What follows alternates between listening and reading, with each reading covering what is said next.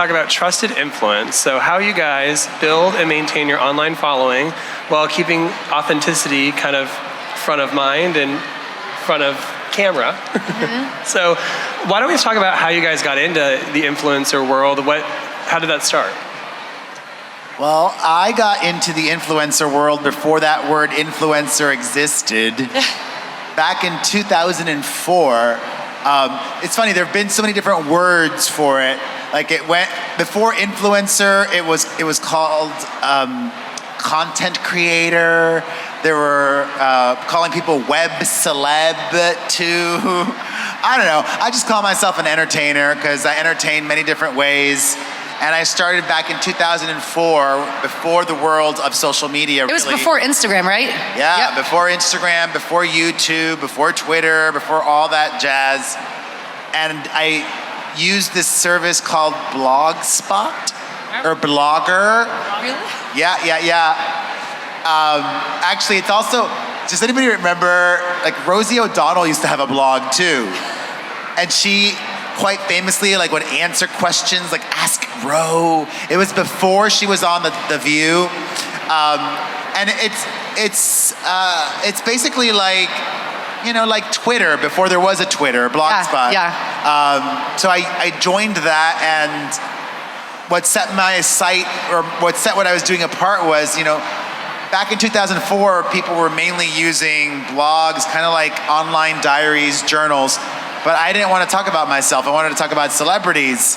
And the thing about the internet or social media that has not changed is the speed at which it all happens. So I started blogging and things happened really quickly for me. And now it's 15 years later and I'm a father of 3, and it's interesting because, I'm 41 3/4. And it's also now I'm faced with other challenges, like how do I reconnect with people? How do I find new audiences 15 years later? And I'll get to some of that in a little bit. Awesome. So you came up from a little bit of a different path. Wildly different. Yeah. I'm just trying to think. I remember people talking about social media and having it, and they were showing me Instagram. I'm like, that's so stupid. I was like one of those people that said, it's never gonna be anything. I'm not gonna even start. And then I remember I had some friends, because I'm from Chicago, but went to school in Kansas, was living in LA. So to me, it was a nice way to be in touch with what people's lives were like and what funny jokes to kind of pass digitally. And then I started literally, my first claim to fame on accident was being an American Gladiator. So I was bartending in Chicago, just kind of blowing all that money, but I had a great time. And I ended up getting asked to be an American Gladiator when it was rebooted with Hulk and everything. And everyone's like, you need to have an Instagram. I'm like, no, I do. It's private. It's, and they're like, are you nuts? And I was like, well, no, it's mine, And so I was first, I knew about it, but I didn't make it public until I realized there was a whole component of followers and reach and conversation, something that you had started 5 years before I even knew it existed. So it was kind of one of those things. Fell into it. And you have kind of a similar story of falling into it, right? Yeah, I started off with this. I made skincare. I made skincare products. So I had a skincare line. Of course you did. And so I did that for 3.5 years, and it got really big in Atlanta. I was in the W and Bliss and all these spas. It was great. But because of my skincare line, I started off promoting through the internet, and I started a blog for the skincare line. Well, I didn't like doing skincare that much, regardless of how my face looks. It was a lot of work, and so I also had a daughter, and so I decided to kind of merge over into the motherhood space. And it was kind of like this mindset of working smarter, not harder. And I was like, oh, I can reach all these people all over the world. And so I started Black Mom's Blog as a place to talk parenting, culture, and lifestyle from a Black mom's point of view. And in 4 years, it's grown to over 600,000 community members. Wow. But it wasn't intended to be that way. It was really just kind of like, for me, it was a place to kind of release and kind of just, just post pictures. It didn't intentionally start off as a business, and it kind of grew into one. So as that's become a business, how have you continued to grow your following? What kind of content do you guys focus on? How do you connect? How do you know what your audience wants to see? I'm gonna just jump in and answer that. Like, one thing that I did different with my platform that I tell people all the time, you have to constantly reinvent the wheel, right? Because we're all, in a sense, we're on the internet. There's a ton of bloggers, but what are you doing differently? So I know for my particular platform, at the time that I did this, a lot of bloggers were basically online. I started doing meetups, and not just in Atlanta. I was in California, I've done them in Toronto, I've done them in New York. I started to travel and actually like connect with my online community to bring it from online to offline, and really set myself up in a way to where I wasn't just their online friend. I'm like, hey, I'll come to your city. Where are you at? Yeah. We'll have a party. And so that was a part of it, of just really like continuously growing the brand out by really being authentic and letting your audience kind of grow with you, and treating them like real people, because the worst thing you can do is like treat your audience like they're just online. Like, these are people that spend time out of their day to check in with what you're doing. And so in a sense, you have to find a way to give back and let them know that they're important. Yeah, I guess the only thing I'll piggyback on to Shanicia is that at the end of the day, people really want to be seen and heard, to know that they matter, to know that when they say something, they're listened to. And the only way you can show that is based on how you respond in your social media. And when you have that connection point, you're able to build trust. And once you have trust with them, you can really lead them anywhere. And so what I have found is, by understanding that consumer oracle of who that person might be through really just being in those conversations, you can establish a trusted line of communication where you'll kind of know where to go. But there's a great quote I was reading earlier. If you, to have a voice, you can't care if it's heard. And it's basically saying, like, keep your eyes on your paper, know what you want to say, doesn't matter who's listening, and because of that, people will listen. I think that's what you did first and foremost, and kind of set the bar with many years ago, and I think that really is it, because then they know you're for real. They're not doing it based on somebody else, you're doing it for them and through you. Perez likes to invite people to his house. I was just going to say that. And I would also say, you have to care. And I do care.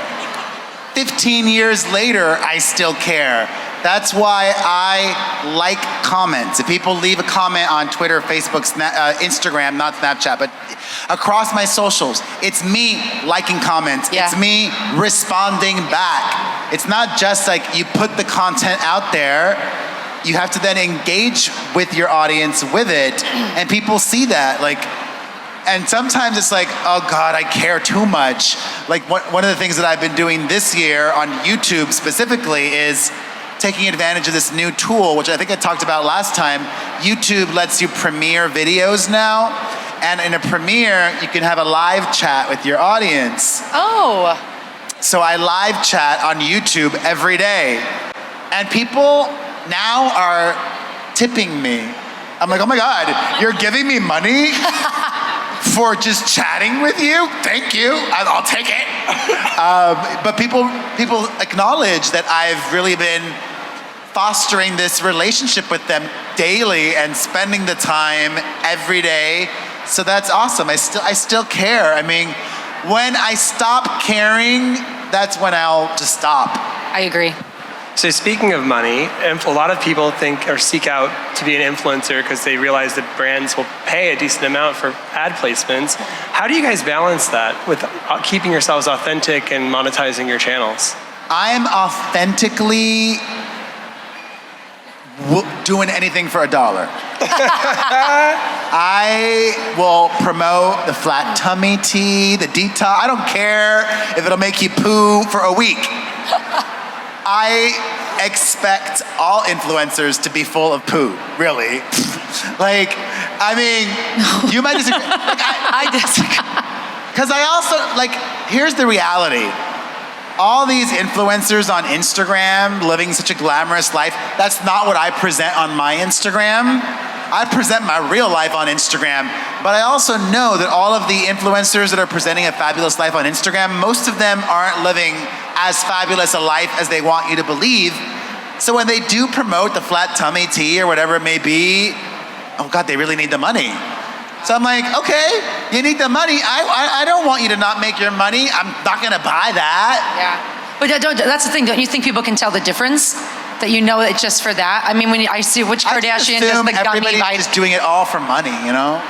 Well, I think perhaps, but I know for me as a health professional, people come to me for the actual information, what is working and what is not. So for me, like my personal integrity becomes on the line. So unless there's a genuine endorsement on my end, I won't do it. I run a baby blog, so I can't, I kind of agree with her on that. I love you, Perez, but we disagreed here in Denver too. I want to say that. Yes, there are influencers out there that it's for the check, and that you can normally tell that through their brand, and not in the sense of like yours is celebrity. It's these things. It's not like you're having to talk about what you give your kids. You know what I mean? Yeah. But when you have a more personal brand, which I think we both have these deeply personal brands that people follow because they really want to know, like, what are you using on your daughter? What do you use on her hair? What supplements are you taking?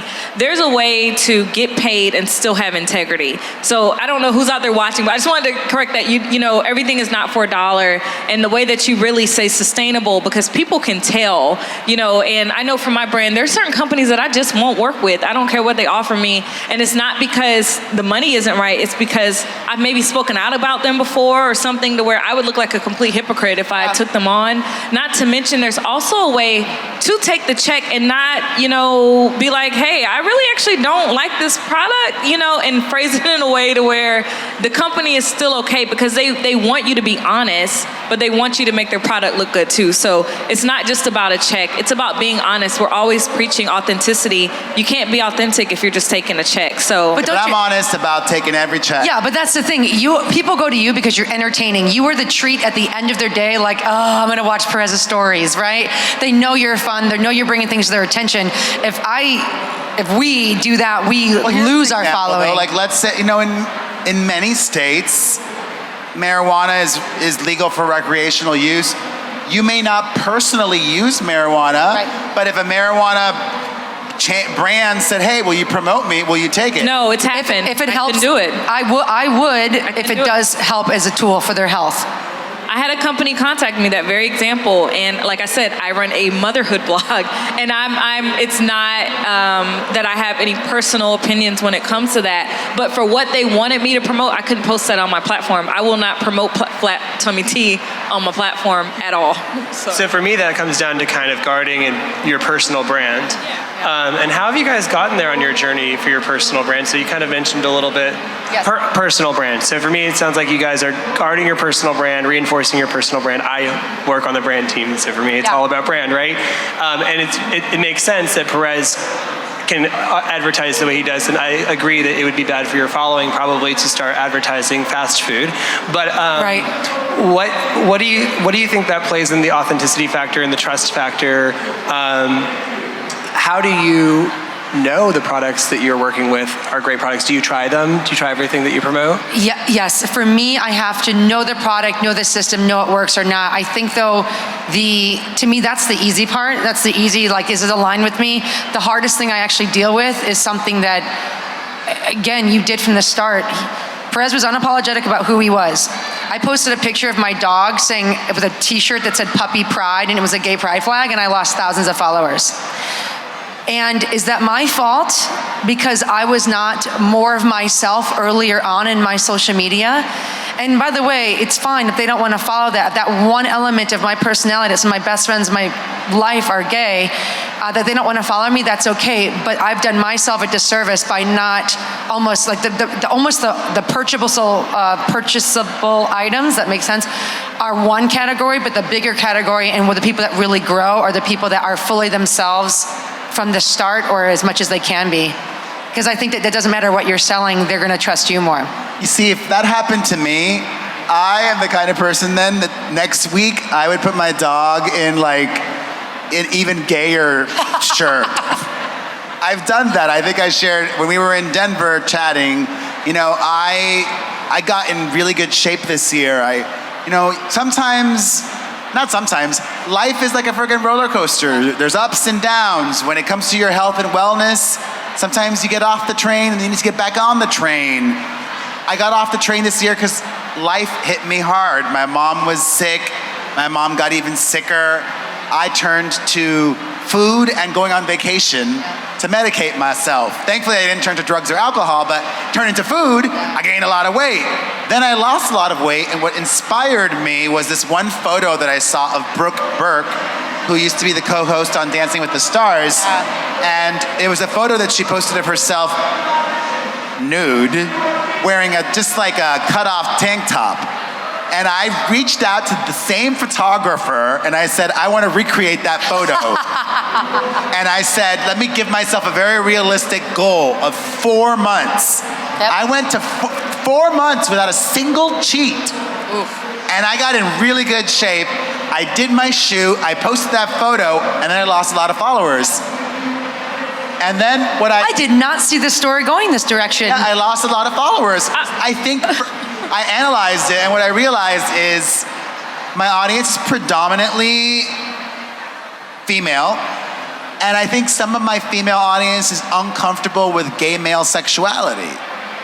I think, they're fine with me when I present as like your gay best friend in a safe way, like wearing pink, but if you see me naked, they don't want to see that. So I posted another photo of my naked shoot a week afterwards, knowing I would lose more followers and not caring. Yeah. So I care, but it also goes back to what you said a minute ago, like you still have to, what was that quote you said? It's kind of like that quote. It's literally on my phone.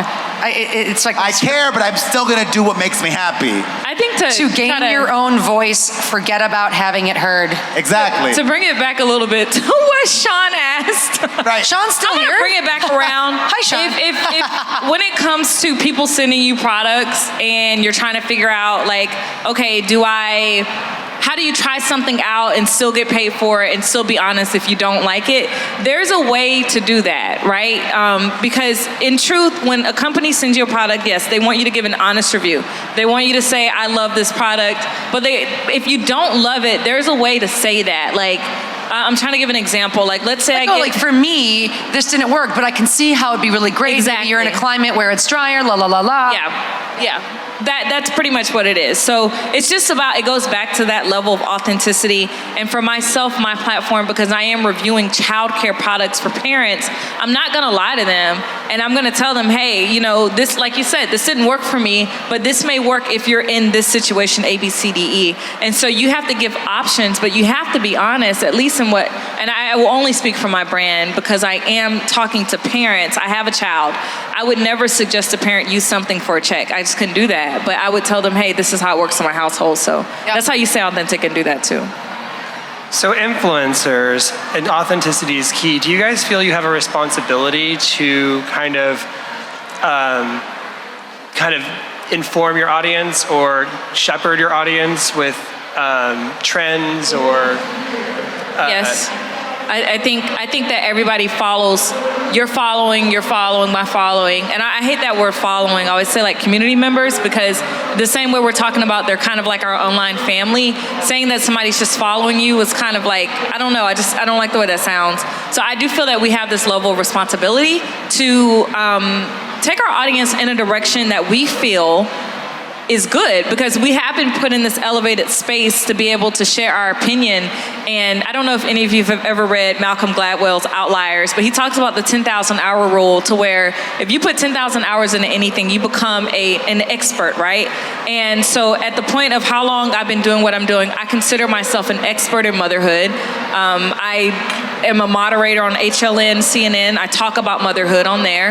And so I am very protective of the information that I give out, because for my personal brand, not even just my business, it's my name on the line. And so I feel that if anybody is standing behind my business and I'm standing in the front of my business, it's my job to make sure that that branding is going in the right direction that I want it to go, so that when you turn on CNN and you see me, you're not like, oh, she's a liar. Yeah. You know what I mean? And I'm a reflection of my business. I have to be protective of that. I don't know, I'm a little bit different. I don't like to shepherd my people. I think specifically for my category, there's a lot of ways in fitness to grow your following. You can give them exactly what to do, you can post all the right pictures, and you can kind of just lie through your teeth a little bit. My audience knows I'm gonna expect them to do the work. I need you to think for yourself, because I am. And my audience isn't as high as others. but the relationships I have are extremely high quality. I've had women and men from all over fly in, drive in today. I've got a couple right here. Hi, what's up? That have come just to be here and to support me because they know I'm in it with them. So it's different. It's not just I just need a hug and a high five from Jen. They're sitting out there and have been in all of my stuff today because they wanted to support me because I'm doing the same thing that they are. How do you bridge the online offline? Like, so building trust. Carefully. Right? Well, and so like just building trust in person, right? You see someone, they're tangible. Someone who's never met you, what makes you, like, why do you think that, or how do you feel that they get to that point of trusting you? What clicks? You go first. I mean, you have people at your house. I don't know. I think time, consistency. Yep. You know, because people can talk a talk, but you will reveal yourself over time. Yes. And people will see that or not. I think how Perez said too, there's so many avenues now to, it's online, offline, but it's so much real time on the internet now. You have live video streams. There's so much where people, you could be on live and somebody can ask you a question. I think it's in meetups. I think it's in situations where people come out and support you. It's being visible because you're so much more than just your online brand. Our online brands have led us to a place where we're able to sit on this stage and have these conversations. And we promoted this, you know what I mean? So people have shown up because they believe in us. So that's a little bit of that, that branding right there. It's timing, but it's also, it's the way the three of us run all of our communications. It's us. It's not somebody we're paying to answer emails, answer messages, to go through. He could pay somebody just to heart those comments. He is not. That is the biggest difference. So when I literally recognized Trish today because of her haircut, because I've seen a little icon this big of her this whole time. And I'm like, oh, it's the hair, it's Trisha, oh my God. But that's why, because I knew it and I've responded to her and I remember people, you have to do the work, but that does present the greatest challenge that I have in my career, is a 1-to-1 ratio is the best way to communicate, connect with someone, but how do you create a 1-to-many without you losing that opportunity to really get to know somebody and let them feel like you care? It's exhausting. Yeah. Well, that was my next question, is how do you do it? I mean, so everyone sees the beautiful feed and all the great pictures, and it's awesome. What's the behind the scenes like? The behind the scenes for me is very little sleep, which is probably not good for your health. No. I acknowledge I need to sleep more. I've been averaging during the week maybe like 5 hours of sleep a night, 4.5. Okay. Because I'm gonna be 42 soon, and I am not just doing the same. I'm doing more than I used to. On this panel, yeah, but you're also doing more than anybody with what you're doing. You have to know that your connection is real and you're taking that time. Oh. So sleep 6 hours a night and just come on. I've got to. You got to create boundaries realistically, though. For any level of sustainability, I think boundaries are important. I run multiple businesses, and so I have several days, on Mondays I work on this business, on Tuesdays I work on this business, an hour a day I might respond to comments. And so also back to that, being honest with your audience, with people, or being honest about what you do. I'm like, hey, I'm answering questions in my DMs right now. And so you teach people how to handle you, and so you have to teach them how to adapt to your schedule. So no, you may not get me all the time. I'm not going to respond to every single comment, and that's not because I'm being rude. It's because there are literally 600,000 people on that platform. I can't do that. And so I make it to where it's a public space. Hey, we're going live right now. Let's have a conversation. And so just bringing them in that way and teaching people that you're human too, because online people don't think that you're a human. They're like, oh, you're supposed to respond at every given second. You're supposed to answer all of my emails. And no, I need to sleep. And the only way that I can continue to do this is to take care of myself first. I'm not going to respond to every comment. I can't do that. Well, and plus, if you respond to 50 comments, you get 50 responses on top of the other. So I'm making this transition from what we are doing right now, because I do the same thing, to more of this. And my friend, he said, just set office hours. And I thought it was genius. I thought, because the people, if they're going to commit to that time that you're going to be there, then you know they're for real. And everybody knows they have the opportunity to be there. And you can set different times throughout the week. But I thought, okay, because then you know who shows up and bubbles to the surface there are going to be making it worth their time. Caring enough about your time to be there during that time. And I thought it was an interesting way to go about it that might free us up some.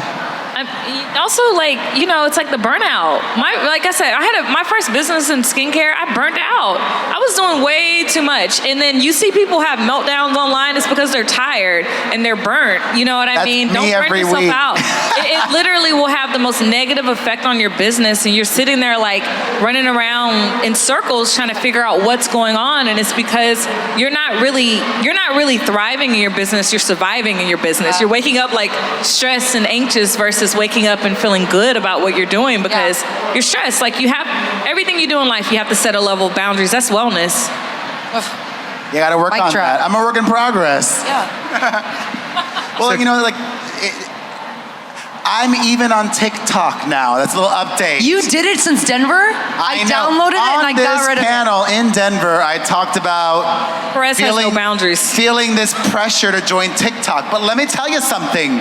I'm so glad I joined TikTok because it's really paid off for me. Tell me why. I am growing I have probably the most engagement on any of my platforms on TikTok Is now. that your target audience? Well, maybe they're also, like 12. They're kids. No, that's the thing. I had a fight with my podcast co-host on my podcast about TikTok. Yeah. Because he was under the impression that it's just for teenagers. Yeah. It's changed now. TikTok now has kind of become mass and scale and older, and it's for everybody. So if you're not on TikTok yet, join now. Be early to the party. Is TikTok paying you? No. Okay. I just want to make sure. TikTok should pay me. Is there anyone from TikTok here that has financial power? No, it's like the same thing with Instagram. I'm going to re-download it. When Instagram first started, I said, no, this is not going to take off. Then it blew up. If I would have joined Instagram earlier than I did, I probably would have gotten more followers. I'm sort of late to the TikTok party, but still early in the grand scheme of things. I'm doing it right now. Like, it's basically like Vine. Does anybody remember Vine? Yeah. And I wonder if like Twitter is like kicking themselves for killing Vine, because TikTok is just like Vine and it has exploded. I'm going Mean Girls on you. You got to stop trying to make TikTok happen. Oh, it already happened. Sean has something to say about TikTok. Oh yeah, well Kroger did launch a campaign on TikTok and it did extraordinarily well. Okay, so, but why? What is the value? Is it strictly entertainment? No, and I think I analyzed it. The thing is, it's a cultural shift is what it is. It's the anti-Instagram. I think people are over the perfect, the so curated. It says real people, real videos. That's what I'm playing. There you go. People are over the fakeness of Instagram, and TikTok seems more real to people, which is why TikTok in 2019 has exploded, whether we like it or not. So my podcast co-host is only 47, and he's like, I'm not gonna join. I'm like, fine. In a year or two, you're gonna join, and you're gonna think back on this conversation, and you're gonna wish you joined when I told you to. I'm gonna send you. I promise. If you're right, I will grovel. Oh, I know I'm right. I will apologize. I'm just joining TikTok. But if it doesn't, remember this conversation. I'm right.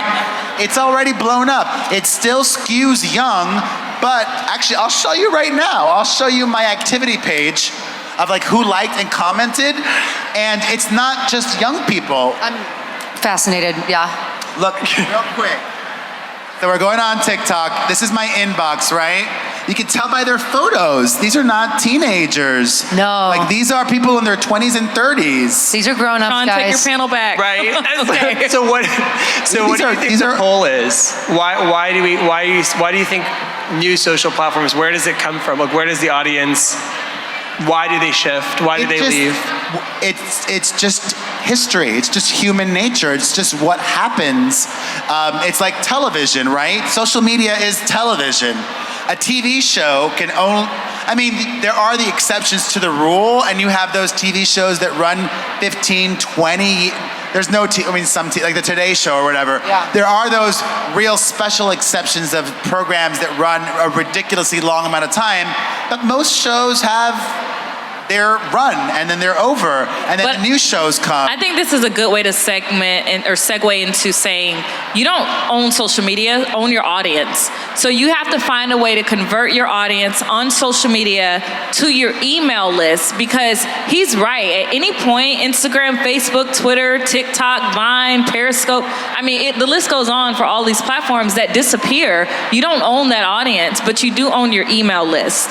You know what I mean? So don't get so focused on all these different platforms, I have because one. they're here and there, but you have to convert your audience from social media, which you do not own. If Instagram decided to shut down tomorrow, would we still be in business? Would you still have the engagement and the content and the people that are looking for you, or would that be gone? So, you know, you have to convert your following over from social media to email. How can people sign up for your email list? They're gonna sign up through social media. So social media is a tool to the means to the end. It's not the means to the end. It's a tool, but you have to take people from there and switch them over. In any business course, if you really, you know, I don't know exactly if this, the point of this panel is to teach social influence, and anybody telling you how to run your social media and how to grow your business is gonna tell you, you don't focus on the social media platform, you focus on your email list. You convert your following over. You don't spend so much time focused on your following. It's good to grow it, you use it, but you take it from there and take it to email. I'll give you a tip of something that I do that might be helpful for you guys. And you know, you work in branding. One of the things I like to do is make things idiot-proof and also simplified to make things quicker for people. So I have an email list, but I'm also a fan of buying custom URLs. So I don't just tell people sign up for my newsletter. I say sign up for my newsletter at PerezNewsletter.com. You can go to PerezNewsletter.com to sign up for my newsletter. Or like, I have merch that I'm selling. My merch, right? It's a partnership with Teespring. Instead of just saying, oh, go to my Teespring store, I created a custom URL, buypopstuff.com. And I bought both spellings, B-U-I and B-Y. Of course you did. Yeah, have to. So yeah, I agree. But I'm always constantly thinking of not just converting, but also making things simple for people. Because I know that people are so busy, or like, I am not an investor, but I'm a partner in a new video site where people can book videos from personalities. Oh, Cameo. I'm on Cameo, but I'm a partner in this one called Starsona. You should sign up. Ooh, Starsona. Have you heard of them? No. They're gonna blow up. It's kind of like Lyft and Uber. You know, there's always, in a marketplace economy, there's always room for more than one. So I was talking to them and just telling them last night in our call, like, oh, that seems really complicated for people. Like, the way that Cameo is doing this, it's easier. You gotta make things easy for people, because we're living in a world where we're all so busy. Yeah. So make it easy and make it fun. Okay. How do you simplify fitness for social media? Ironically, it's kind of what Shanicia already said. I've tested a lot of different variations, like putting little workouts on my Instagram or trying this, trying that. People don't want that. If they're interested in fitness, I send them to my website. Go to my email list. If you want. People don't want the content on your Instagram? It's voyeuristic. It's not, if you look at half of what's being given, most of the exercises aren't real. The workouts don't make sense. They're not that effective. Programming wise, where I'm gonna lead you to success, you're not gonna find on someone's Instagram. I think fitness is also one of those things, it's a real lifestyle. It's completely. not a trend. And so I kept dumping all of this free work. I'm like, okay, I'm gonna put these real workouts and these arm and the leg stuff and the ab stuff and then these tips. So what do they want to see? You looking hot? Yeah, but I won't post that. That's the thing. And that the people that do, that they're selling programs that don't really work. So for me, I just make it lifestyle and me, and show that life is livable no matter your circumstance. And I make it more aspirational. And then if they're interested in programming, they can go to my website, go to my private groups, and then they can pay for real programming. Because that's what I'm finding. If you see streaming content that's for free, people are just gonna take that and they won't pay for it. But what I do know is people will pay for me as their coach and pay for real programming by that coach. So that's why I'm like, I'm just gonna keep it off Instagram. People wanna see what I eat, I'll post that. I'll be like, oh, killer workout, here's my workout today. But I'm no longer streaming content in my social media. I do love looking at food on Instagram. It's something satisfying. Yeah. My explore page is food and hot guys. Oh, no. So what are Me your, too. Food, hot guys, and animals. So what are your tips for aspiring influencers kind of coming in, or aspiring, I guess influencers? I think a lot of people want to be influencers. It seems cool, it seems fun. We kind of touched on it a little bit here, but I want to go more directly in there. If you want to build an online following towards something you love and you feel you have something to offer the world, what would you suggest? I think that that's the worst way to go about it, honestly. A lot of people now see the glitz and the glam and the glory of social media influencers, but when you talk to real social media influencers that didn't get into it to be a social media influencer, you'll find that it's a real passion. Like for me, it's work. Like even as I sit up here, I'm like, this is my job. This is my name, my face. Like it's important to me because this is what I do, not for fun. It's not what I do because it's cute. It's what I do for my career, my legacy. And so it's not just social media, but it's a lifestyle, and the people that are really successful in it and that sustain in it, they treat it as such. It's not a joke and it's not a game. Yeah. So I would encourage people to not necessarily get into social media influencing. I would teach them to get into something that they're passionate about. You're not known as a social media influencer. You're someone people go to change their lifestyle. Yeah. You know what I mean? It's not about social media. So don't get into social media influencing. Get into what makes you happy and teach other people how to find their happy. That's what's going to gain you a sustainable audience, not I'm trying to grow my following. Yeah. It's just not going to work. Well, I think it's a little bit of everything. Because not even college, high school students, I read somewhere, the number one job they want to have is to be a YouTuber. It's like the most coveted profession. But the reality is 99% of the people on YouTube aren't making a livable wage off They're of trying to that. be influencers. So what I would say though is approach it two ways. First, just start creating. Yeah. Don't wait, don't overthink, just start. Then you're gonna suck. People suck when they first start doing anything. You'll get better, you'll discover things, you'll have more fun. Your audience will lead you in the right direction too. While you're creating, don't wait to do it. Just start while you're doing that. Then also see what other people are doing. See what's working for other people. See what the trends are. Do your research. Engage with other influencers. Collaboration. Like, if you want to be an influencer, one of the main, it's like tried and true. Not all, like I don't really do this because I'm a dinosaur, but young influencers that are on the come up, it's all about let's take a photo together, let's make a video together, let's collaborate, let's make a So it's like collaboration, consistency, engagement, research, all that jazz, putting in the hours. So what is an impactful story that you remember from a follower? What's something that someone's told you that's just stuck with you, like a moment that keeps you going every day? I guess for me, it's what happens on the unseen. I think that we're all very active and interested in who's in that community for us, so it's fun to learn and know. And sometimes it's exhausting. Sometimes you get buried. You think, I'll never keep up with it. We have our own personal pressures on being connected there while also in our real lives here, even though I feel like social media is very real for me, the way I interact. But I've been overwhelmed for a while to even touch the DM section.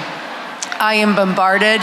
Sometimes it's inappropriate photos, if you know what I mean. And so I avoided it, and I just assumed everything was that. And I started playing DM roulette. And so I was like, and like would swipe and hit. And my first time ever, so it was such to me like a moment of you gotta stay in here. It was this girl, she was 19, she was playing high school soccer, going to college for a scholarship, was hit by a car, wasn't able to walk, and went through all of these things in her. She goes, and I was suicidal, I was ready to give up, and I was just at this point tearing up. And she goes, and then I saw, it was a video of me, and it wasn't something I posted, like she didn't even know who I was.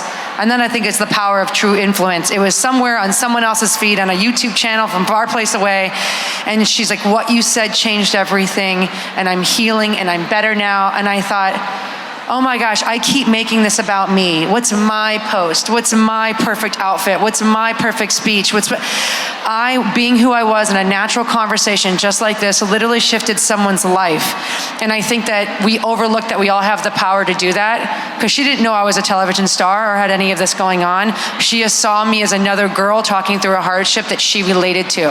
And I think that to me changed everything for me on social media and showed me there was so much greater. So I do DMs now. Moral. So on Black Mom's blog, I get a lot of moms write and ask for help.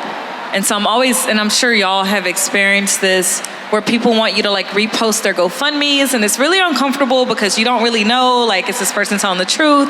And then back to that conversation of trusted influence, is my audience gonna look at me crazy because I promoted this person's GoFundMe and now they're on the beach in Puerto Rico? And so I'm very careful about the GoFundMes that I do choose to back. But we've backed a few that have really made some huge differences in people's lives. Like we had a woman that was looking for a kidney, and someone matched with her off of the post that we did. We helped pay for the funeral costs for a kid. So it was like, that's on but it goes back to that, what you said about like the public view.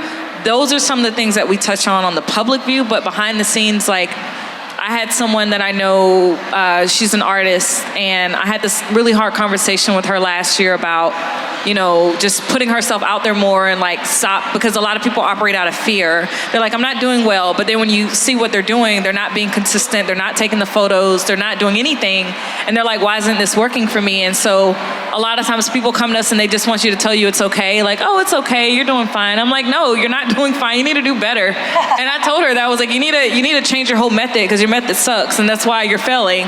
And it was like, I walked away from that conversation feeling a little bad because she wasn't like a close friend. And I was like, oh, I probably shouldn't have went that hard, because I wasn't that nice about it. Honesty is like, the best policy. Yeah, but I was like, you keep complaining about the same problem and you're not fixing the problem. And so long story short, she did an art show this weekend while I'm actually out of town. I live in Atlanta. And in her caption, she put that conversation we had a year ago is what pushed her to do her first art show. And it was just really special because I had kind of forgotten about it and I beat myself up about it at the time. But that was behind the scenes, like nobody knew about that. And I was, it was inspiring for me to remember to be true to myself, so. I mean, I spend time with people every single day creating video, and you never know who's watching. Like, people sick in the hospital watching my videos. I'm like, oh my gosh, like, And then I'm asking people to give me $1 in the YouTube chat. Give them the $1, but I'll still ask for the $1 anyways. No, it's. I love what I do too still. Even though I'm always on the brink of a breakdown, I've got to sleep more, I know, but I still love what I do. I still love that. Fear fuels me too. Fear and love. Actually, those are the two biggest emotions in life, fear and love. So authenticity, trusted influence, requires fear. So you guys are very vulnerable online. How do you manage that? I mean, I don't know. I would not love my life personally exposed online. So how do you reconcile that and just kind of be okay with it? I think you said boundaries earlier. I just know certain boundaries. I don't want to show explicit photos. I don't even want you to know the bath towels that I use. I think there's certain things that there's private that are for me and my little quirks, and the people that are close to me will know that. I just think there's something about keeping an ownership, like this is just my little space, and the parts of that, I'll give people a peek behind the curtain, but I think it's important that you're a human first and you share that stuff second, because if everybody has it, what am I sharing with a best friend or a partner? I don't know, I feel like it dilutes it. Yeah, and like you can reveal a lot without revealing everything. Agree. For example, this summer, my son had to have surgery, and I made the choice to reveal that and talk about it because it was weighing heavy on me and it was a struggle and I was nervous and just, it was something that I wanted to talk about, but I also didn't need to tell everybody what the surgery was. You know, you can talk about something that happened without saying everything that happened. We literally curate our entire lives, right? Like we write out our story, and the best advice that I got from someone was that people want to see a hero, not a victim. And so, you know, when it comes to your social media, we're definitely going through the ups and the downs. And you could either get online and beg and cry and, oh, pity me, or you can say I overcame. And so I think it's about, you can tell your story in a way to where you are someone that triumphed versus falling victim to your situation. So, but boundaries. That word will never get old to me. I have no boundaries. For real. Boundaries Really, save no. your life. I love Perez. I know we seem to be beefing right now, but I really do love him. We're not beefing. I just have no boundaries. I think it started from childhood. Yeah. Like I still have no boundaries because my mom lives with me. So then there's there's no boundaries. Like my mom's all up in my business, and I think I kind of love it. And my grandparents lived with me. I was never taught boundaries. I actually don't even like that word. I rebel against boundaries. I want to tell y'all a quick story about Denver. We were on the panel in Denver. I don't think they released any of that footage. You weren't there. I was. You were in the audience, and Perez tells a story about one of his followers that he invited the kid to his house. And we had this whole debate on stage about how dangerous that is because Perez has no boundaries. Okay? I've done that more than once. But it's a reflection of his platform, and not in a negative way, but in a very positive way. Right. I think Perez has definitely been, he is one of the top, you know, he's literally the original influencer, and he's shown how his being raw and authentic has definitely formed his platform, which is a very beautiful thing. But it probably, takes a lot of heart. that's why, I mean, people like me, I'm quite rigid, quite private. Some would say controlling. Well, I'm that too. but like following someone like you, and I'm sure a lot of people follow you for that aspiration. Yeah, the edge, the fluidity, your ability to be open. It's like, wow, okay, you know what I mean? It feels like there's light there. Well, what I love also, like, I feel blessed to have done so many cool things over the last 15 years. I feel blessed that I've been on television, that I've acted this, that, and the other. But I am a normal person. I interact with people in a normal way. I treat myself like a normal person because I am a normal person. And yeah, I invited somebody over that I met online. That's what normal You're people like do. my boyfriend. He does it all the time. He's like, do you want to work out? Come over. I'm like, do you oh my God, do you do a background check? It's like... It's interesting because it shows how, you know, an influencer, there's so many different ways you can get there, but they're kind of a key guardrails of authenticity. And I'm learning boundaries online. Yeah. That's a good one. But I would like to take some time to open up questions to the audience if you guys are open to that. Does anybody have any questions for our panelists? Anybody have any questions? Here you go. I can ask questions though if you don't have any questions. Hi, so I'm a high school teacher, and you guys kind of touched on it, but what do you tell students when you're absolutely right? All my students want to be either professional athletes or YouTubers, and how do you rationalize that life for them? You don't rationalize it because feelings and emotions aren't rational. You just encourage them and say, okay, you can be a YouTuber while in school. Go to college and be a YouTuber. And if you're lucky to be the 1% that happens, then hallelujah, God bless you. You hit the lotto. You got the jackpot. Yeah. But I cannot encourage enough getting an education. I agree with Perez there. Honestly, I'm a mom, and so I have a daughter that every day, I don't care if my daughter came to me and told me she wanted to be a circus performer, I'm not going to tell her she can't do that. I'm just going to ask her to, and I know you understand, you have 3 kids yourself.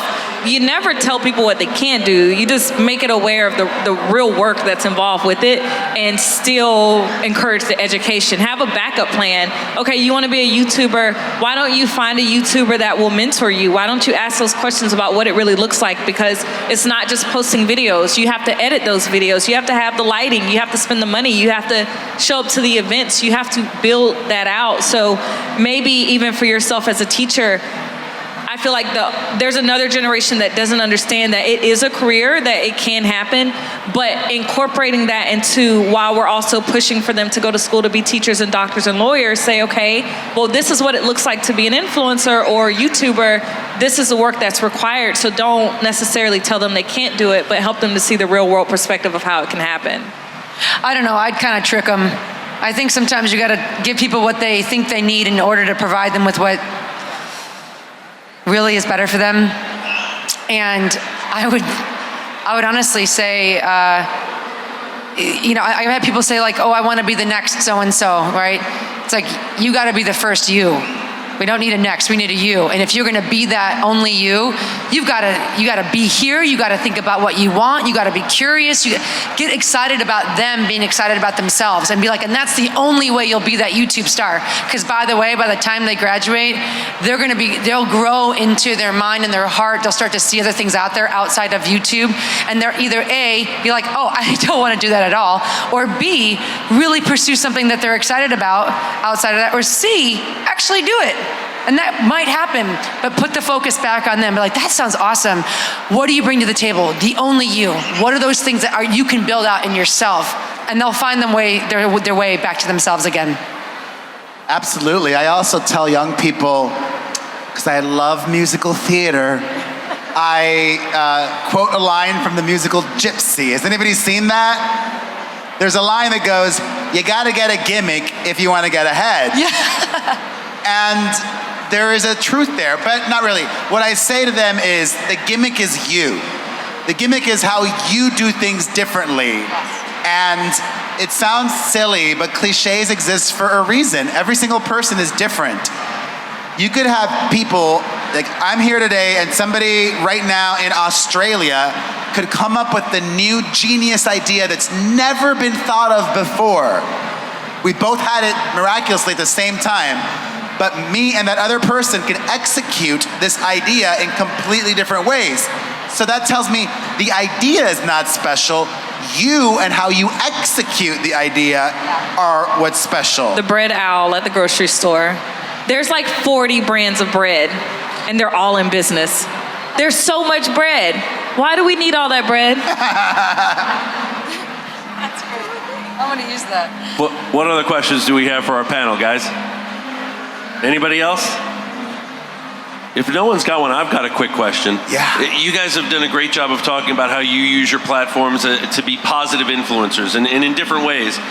As parents or as teachers, what are the things that we can do to protect kids and young people from people who aren't as positive, more negative influencers? I'm Cuban and a father by myself, so I don't know, my kids are also still young, but I'm like, first of all, not giving them a phone until it's absolutely necessary. I think kids get phones too young this age. I'm also not that trusting.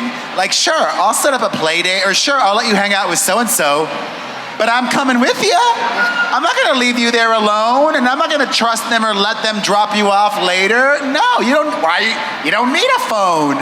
And when it does get time for the phone, you best believe I'm gonna know all the passwords. And not only that, when it comes, like, yes, I believe in trusting your kids, but it also goes back to what you said, you have to outsmart them too. So I believe in trusting your kids, but like when they have a laptop, I'm also gonna be searching their browser history and see what they're searching and where they're going, and then you have to outsmart them and not let them know that you know, but somehow address any problem.